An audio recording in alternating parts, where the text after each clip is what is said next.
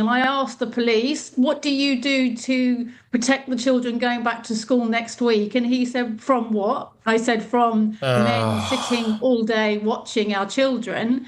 And he said, it's not illegal to watch. Oh my gosh. It's not illegal to watch. And I said, well, hang on. In June, we were warned by the school that there were men approaching our girls in the high street and that they should be vigilant.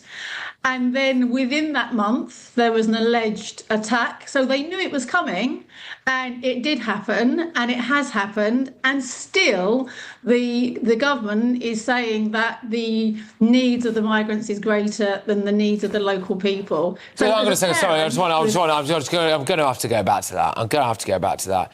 I am going to explode in a minute. I can't help but... You know, that's how we feel. Who do we explode to? So There's no one listening.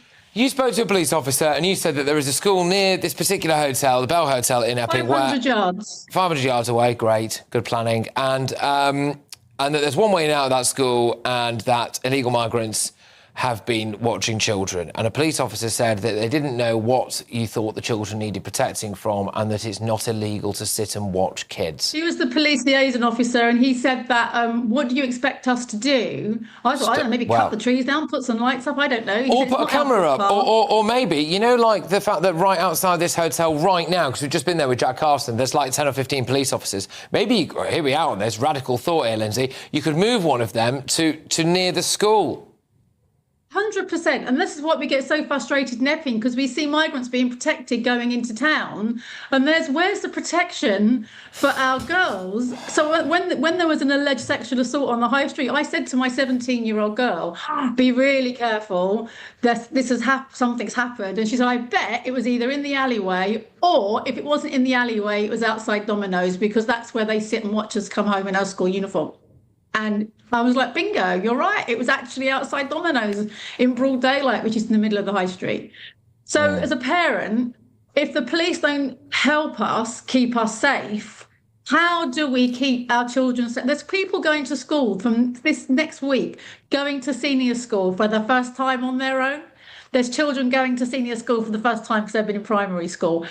How? My dad, 82, has said, I'll take your 17-year-old girl to school every day because I work full time. And it's like, is that what we've come to? That we can't keep our children safe coming home from school? This is not, coming home from a nightclub. This is coming home from school in broad daylight. And I'm very aware the nights are drawing in. And 138 men live there, literally there.